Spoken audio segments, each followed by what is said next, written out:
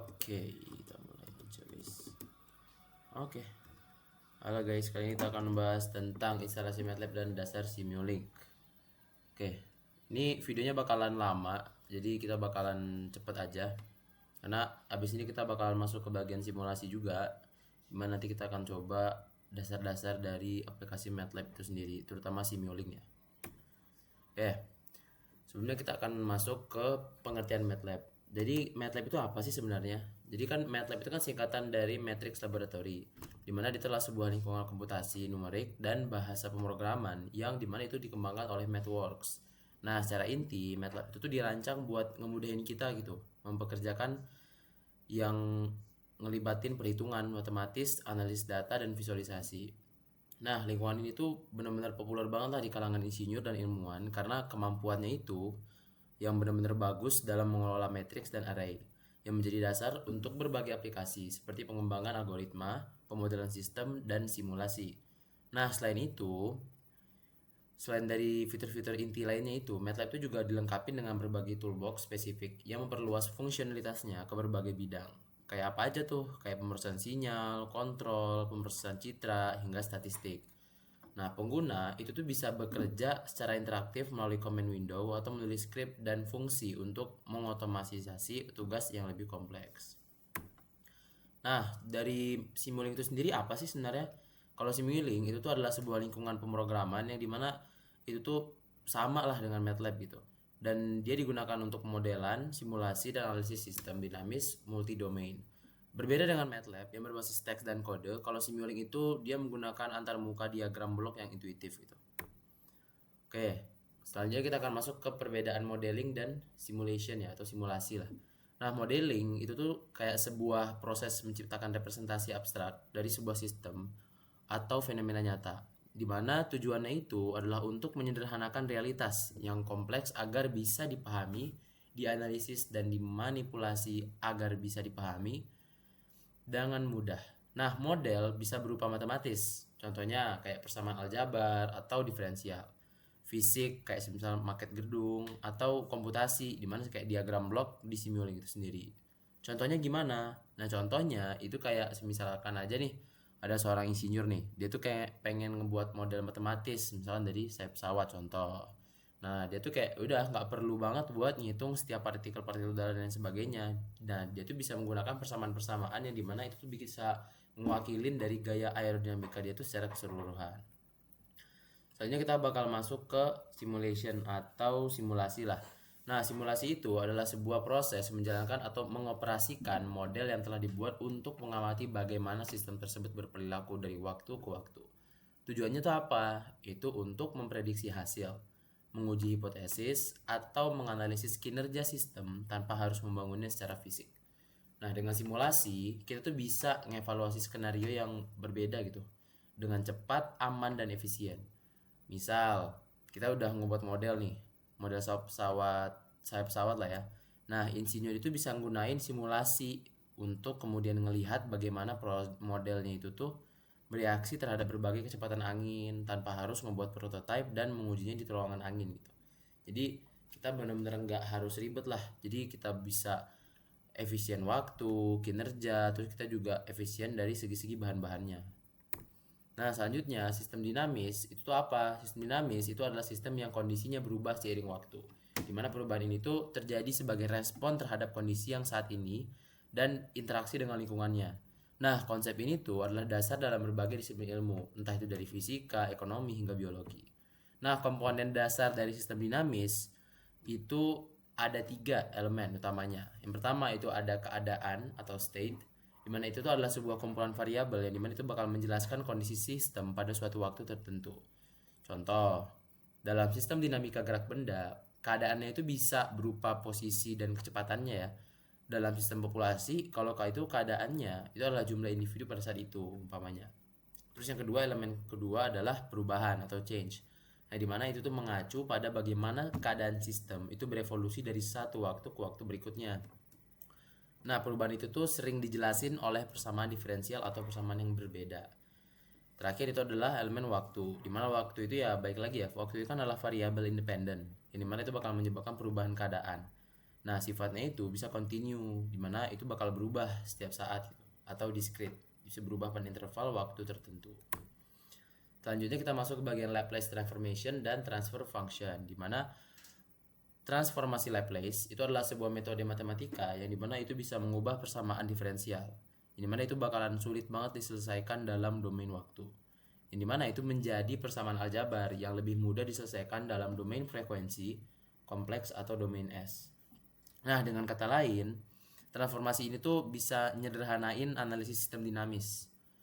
Nah, setelah melakukan transformasi Laplace pada persamaan diferensial yang menggambarkan suatu sistem, kita tuh bisa memperoleh fungsi transfer. Nah, baru deh dari Laplace transformation itu, dari persamaan-persamaan diferensialnya kita masuk ke bagian fungsi transfer, di mana fungsi transfer ini didefinisikan sebagai rasio antara transformasi Laplace dari output sistem dan transformasi Laplace dari input sistem. Nah, dengan asumsi semua kondisi awalnya itu 0. Di mana nih? Kalau di sini kan ada tulisannya tuh. YS adalah transformasi Laplace dari output. Kalau US itu adalah transformasi Laplace dari input sistem. Nah, S itu sendiri itu apa? Itu sebagai variabelnya aja, variabel domainnya. Nah, fungsi transfer ini tuh adalah representasi matematis dari bagaimana sebuah sistem merespon inputnya. Oke, pemodelan sistem mekanik, elektrik, dan hidrolik. Pemodelan sistem ini adalah proses menciptakan representasi matematis dari suatu sistem fisik, di mana tujuannya itu adalah untuk menganalisis dan memprediksi perilakunya tanpa harus membangun prototipe. Nah, proses ini tuh bisa manfaatin prinsip-prinsip fisika baik lagi ya, tapi yang mendasar gitu. Nah, sistem mekanik di mana itu dimodelkan ya sebagai penggunaannya itu untuk hukum gerak Newton. Contoh, sistem pegas, massa, peredam gitu. Dimana persamaan itu menggambarkan gerakannya dalam persamaan diferensial order 2. Selanjutnya itu ada sistem elektrik, di mana itu dimodelkan menggunakan hukum Kirchhoff. Selanjutnya ada sistem hidrolik, di mana itu dimodelkan menggunakan hukum fluida. Nah, ketiga jenis sistem ini tuh, meskipun dia berbeda secara fisik, tapi dia tuh bisa dijelasin menggunakan persamaan diferensial yang memiliki bentuk matematis serupa, yang memungkinkan kita untuk menggunakan metode analisis yang sama kayak transformasi Laplace dan fungsi transfer. Lalu kita masuk ke bagian sistem kontrol, di mana sistem kontrol itu adalah sebuah arsitektur yang mengatur, mengarahkan, atau mengendalikan perilaku sistem lain. Nah, tujuannya itu adalah untuk membuat output sistem sesuai dengan nilai yang kita inginkan. Nah, sistem kontrol itu ada dua, ada loop terbuka dan loop tertutup. Nah, loop terbuka itu tuh dia tuh nggak menggunakan umpan balik atau feedback untuk membandingkan output dengan input. Kontrolnya itu sederhana, tapi nggak bisa tuh ngoreksi kesalahan yang terjadi. Kedua, closed loop atau loop tertutup, di mana sistem ini tuh menggunakan umpan balik untuk mengukur output dan membandingkannya dengan input yang kita inginkan. Nah, perbedaan ini di mana itu disebut sinyal kesalahan, digunakan untuk menyesuaikan input sistem secara terus-menerus sehingga output tetap stabil dan akurat. Selanjutnya kita masuk ke bagian diagram blok sistem kontrol.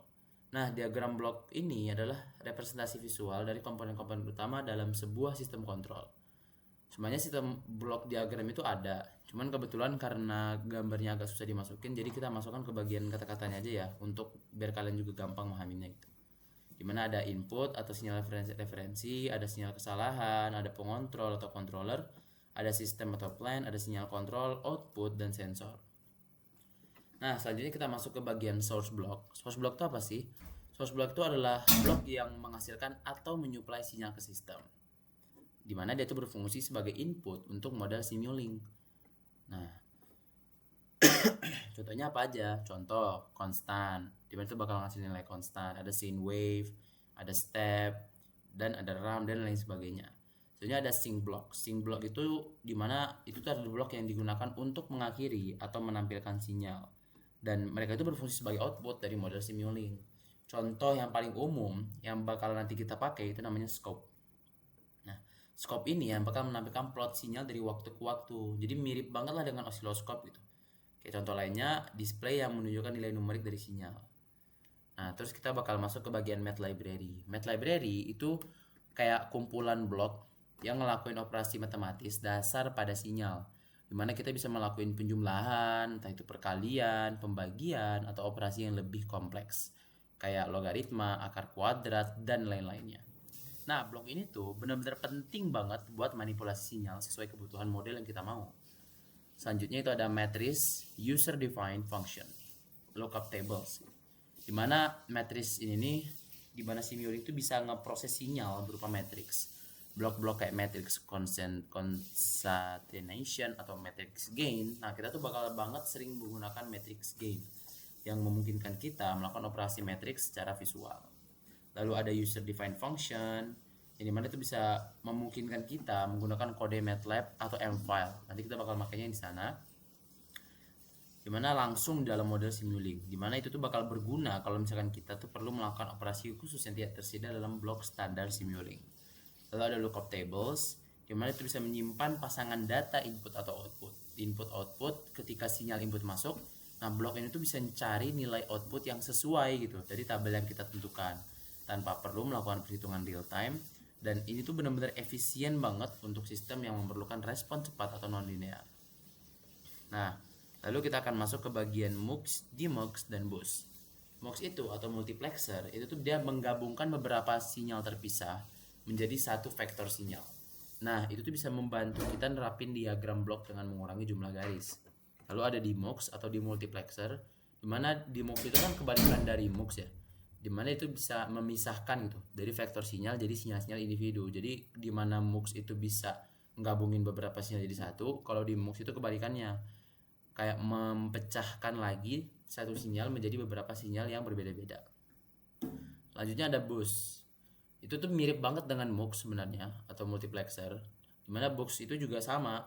BUS itu menggabungkan sinyal tapi dengan label nama. Nah, dia tuh sangat banget amat berguna untuk mengorganisasi dan mengelola sinyal dalam model yang lebih kompleks gitu. Selanjutnya kita bakal masuk ke bagian selektor dan switch, dimana selektor itu sendiri sering banget digunakan untuk memilih elemen tertentu dari sebuah vektor atau bus. Misal, kalau misalkan kita punya vektor sinyal dengan 3 komponen, nah kita tuh bisa gunain selektor untuk ngambil komponen kedua aja gitu. Kalau switch, dia itu berfungsi seperti saklar. Nah, blok ini tuh punya 2 input data dan 1 input kontrol. Berdasarkan kondisi sinyal kontrol, switch itu tuh bakal nerusin salah satu dari 2 input data ke outputnya. Dan selanjutnya, logic operation. Logic operation itu adalah sebuah blok yang melakukan operasi logika atau boolean pada sinyal. Kayak contoh ya ada AND, OR, NOT, dan XOR gitu. Nah, blok ini itu penting banget untuk membuat keputusan dalam model. Misal, untuk ngaktifin atau nonaktifin bagian tertentu deh dari sistem berdasarkan suatu kondisi gitu. Nah, selanjutnya ada subsystem. Subsystem itu apa? Subsystem adalah blok yang mengelompokkan beberapa blok lain menjadi satu kesatuan. Jadi semisal kita punya blok yang berisikan rangkaian N atau lain sebagainya. Nah, kita bisa memakai subsystem untuk dimana kemudian dia bisa ngebuat blok baru. Jadi ada blok di dalam blok gitu. Nah, fitur ini tuh benar-benar berguna banget. Untuk apa? Untuk kemudian kita ngebuat model yang rapi dan struktur gitu. Jadi kita bisa make itu tuh biar rangkaian kita yang berbeda-beda dan banyak itu bisa terstruktur dengan rapi. Nah, dengan subsistem itu sendiri, kita tuh bisa juga menyembunyikan detail internal dan hanya menampilkan input dan output dari sistem yang lebih besar. Itu benar-benar mempermudah kita untuk memahami model yang kompleks itu. Dan yang terakhir, using M-files. Using M-files atau M-files ini itu adalah file teks dengan ekstensi .m yang berisinya tuh kode MATLAB. Di dalam Simulink, M-files itu bisa digunakan dalam beberapa cara. Yang pertama, itu bisa callback function, dan juga kedua itu ada user defined function, dan yang ketiga memuat data. Nah gitu. Oke. Terima kasih. Kita akan lanjut ke bagian simulasinya. Oke. Sebelumnya juga dari aku sendiri sudah ngebuat beberapa rangkaiannya ya yang ada di PPT yang kita bacakan tadi, yang kita perhatiin sama-sama. Yang pertama itu tadi ada source block. Yang source block tadi kan balik lagi ya, itu yang menghasilkan sinyal input untuk simulasi. Nah, contohnya apa aja? Ini ada pulse generator, ada sine wave, ada step, dan ada repeating sequence dan lain sebagainya. Nah, contohnya semisal nih kita run ya, kita run dulu. Oke, kita run, tunggu dulu. Kalau sudah, ini bisa kita lihat nih dari sininya.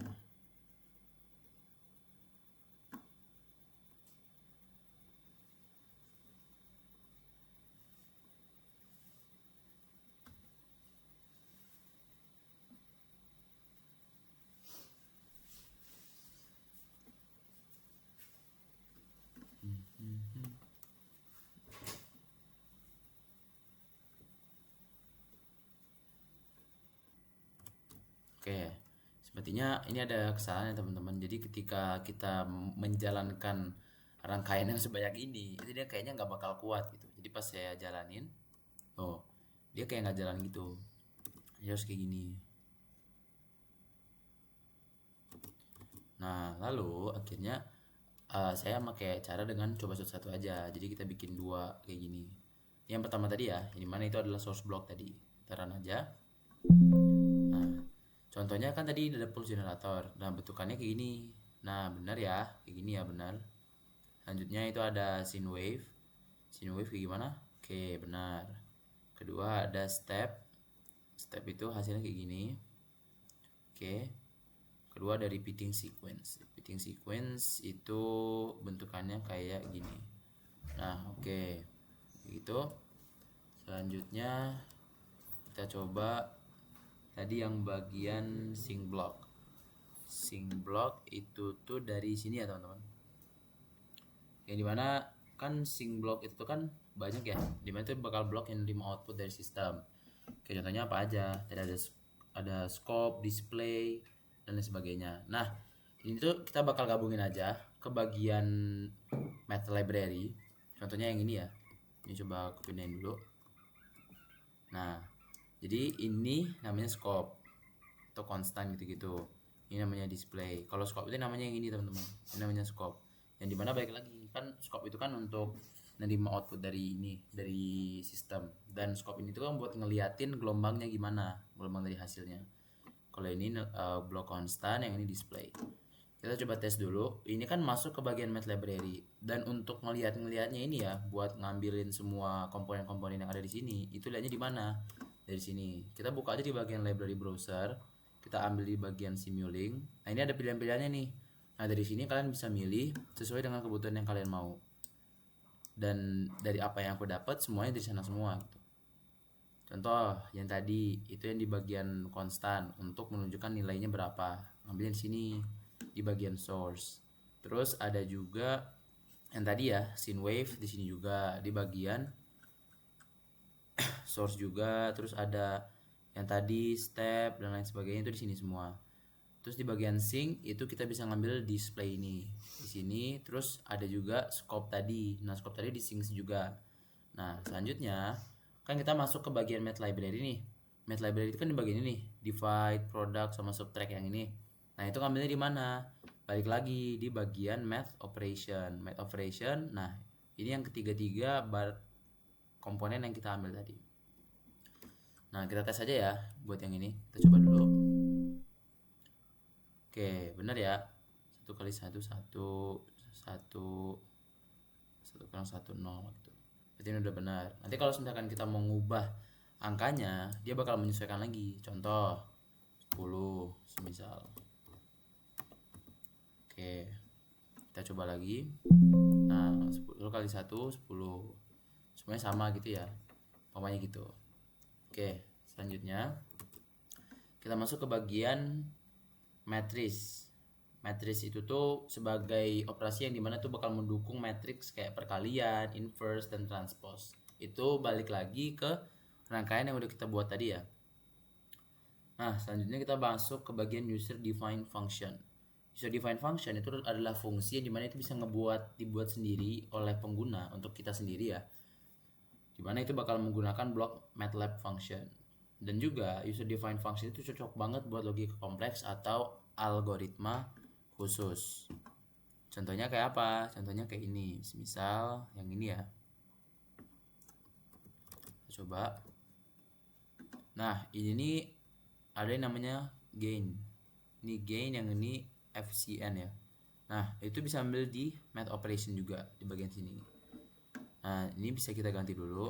Kita ganti aja eksponensial U. Oke, nanti dia bakal masukin nilainya langsung gitu. Nanti kita run aja, dia bakal masuk ke nilai yang ada. Contoh ini eksponensial dari angka 1 berapa gitu. Nah, selanjutnya kita masuk ke bagian ini ya, rangkaian berikutnya. Yang ini ya. Lookup table yang tadi kita masukin dulu. Nah, kan tadi lookup table udah jelasin ya. Sekarang kita masuk aja ke rangkaiannya. Kita run aja. Oke, 0,76 di konstan 1. Kita cek dulu. Masuk ke sini. Nih. Nah, kita lihat nih. Tadi angka 1 ya. Jika nilainya 1, itu dapatin hasil displaynya itu datanya 0,7616. Nah, kita cek benar nggak? Kita cek data yang di sini 0,76. Berarti benar ya. Contoh nih, kita ubah lagi, kita pastiin lagi, kita coba ubah ke angka 4. Coba pakai angka 4, kita run lagi. Kita cek 0,993. Benar nggak? Kita cek lagi. Nomor 4. Nah, yang ini benar ya, 0,993, mendekati lah ke angka 1 gitu. Mungkin dia digenapin. Oke, udah masuk ke bagian yang dimana itu sebagai lookup tables. Kita masuk ke bagian mux, demux, dan bus. Nah, mux, demux, dan bus itu yang ini ya. Ini kita coba masukin dulu. Nah, mux, demux, dan bus dan lain sebagainya itu bisa temen dapetin itu di bagian ini ya, math operation, bukan for and subsystem. Nah, yang terakhir itu signal routing. Nah, kita bisa dapetin dia di signal routing. Kita coba run dulu. Ketika kita run, nanti hasilnya kayak gimana. Ini gabungannya kayak gini semua ya. Jadi kan balik lagi ya, mux, demux, dan multimux kan beda-beda tuh penggunaannya. Dan mux itu kan balik lagi menggabungkan beberapa sinyal jadi satu sinyal. Itu kegunaannya mux. Nah, kalau demux itu tadi yang nih, balik lagi tuh kebalikannya. Satu sinyal menjadi beberapa sinyal. 2. Ini kan kebalikannya aja nih, mux, demux. Terus kita masuk ke bagian bus. Bus itu ada 2, satu bus selector, satu lagi bus creator. Nah, intinya bus itu digunakan untuk apa? Digunakan untuk mengelola kumpulan sinyal sebagai satu unit yang logis gitu. Nah, balik lagi kayak gini tadi. Kita delete aja. Terus kita masuk ke bagian selectors dan switch. Nah, selector dan switch itu ada di sini. Kita copy paste dulu. Nah, selector dan switch itu bedanya apa? Nah, selector itu sebagai komponen yang dimana itu memilih elemen-elemen tertentu dari vektor atau matriks. Kalau switch itu dia bakal memilih nih jalur sinyal berdasarkan kondisi logika. Dan switch itu ada 2 juga ya kalau di sini. Itu ada switch manual, ada switch otomatis. Dan sekarang kita pakai switch yang manual aja. Coba kita run dulu. Nah, ini nanti dia bakal menginputkan nilainya. Semisal input port size-nya ini kan 3 nih. Ini kita ubah dulu aja. Kita ubah dulu ke semisal 1, 2, 3. Nah, 3 kan.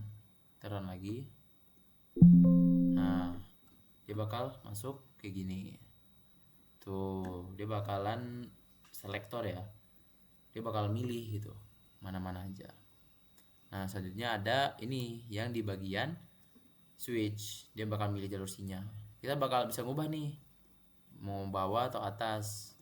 Nah, tadi kan yang atas, sekarang coba yang bawah. Perubahannya berapa? 1 gitu. Bener nggak? Bener, amplitudenya 1. Kalau yang ini bener juga. Nah, kayak gitu. Nah, oke, lanjut kita masuk ke bagian logic operation ya. Ada AND, OR, NOT, XOR. Nah, itu makanya yang mana? Makanya itu yang ini ya, yang ini. Nah, ini sebenarnya gampang. Kita bisa mengganti pilihan-pilihannya itu dari sini. Entah itu AND, entah itu NOR, XOR, NXOR, dan NOT. Nah, sebentar kita balikin dulu. Nah, kayak gitu. Semuanya hasilnya pun bakalan sama. Ya sebagai logika yang kita tahu lah. Kalau misalkan satu dengan satu, N-nya berapa gitu-gitu, sama kok. Nah, selanjutnya kita lihat lagi, kita masuk ke bagian subsistem ya. Kita masuk ke bagian subsistem. Subsistem itu yang ini ya teman-teman. Kita tuh bakal masuk ke bagian port and subsystem. Nah, yang ini port and subsystem. Kita masuk aja ke bagian atomic subsystem. Ini. Nah, kan balik lagi ya. Subsistem itu kan kumpulan blok ini mana itu dikelompokkan menjadi satu unit. Jadi ada rangkaian di dalam blok di mana itu bertujuan untuk supaya rangkaian yang banyak kita buat itu lebih rapi gitu. Contoh, ini kan ada blok kayak gini nih. Kita bisa ubah. Ini kita hapus saja. Misalnya kita ganti sama rangkaian yang tadi, yang ini. Nah, kalau udah, kita bisa back aja. Tuh, dia bakal masuk kayak gini rangkaiannya. Itulah gunanya subsistem. Nah, yang terakhir itu menggunakan M-file. Contohnya kayak gini tadi ya. Kita misalkan makanya kayak gini-gini dan lain sebagainya. Itu nanti kita bakal masuk ke M-file. Kita masuk ke bagian MATLAB. Tadi MATLAB yang ini ya. Yang ini. Nanti kita masukin data-datanya sesuai. Karena kan balik lagi ya, M-files itu kan sebagai file script atau fungsi dengan ekstensi .m. Jadi mana itu tuh digunakan untuk nulisin kode. MATLAB tuh kayak contoh fungsi analisis data, entah itu algoritma kontrol atau pemrosesan sinyal, dan itu tuh bisa dipanggil dari Simulink itu sendiri. Melalui apa? Dari blok MATLAB function atau interpreted MATLAB function. Nah, oke, dari semua rangkaian ini udah dibahas semua. Mungkin aku bakalan jelasin untuk rangkaian tambahan aja ya. Contoh tadi yang ini, misal yang gain ini tadi, kita coba masukin dulu. Kita delete aja. Contoh, kita mau bikin matrix 4x4 ya, atau 1x4. Contoh kayak gini aja.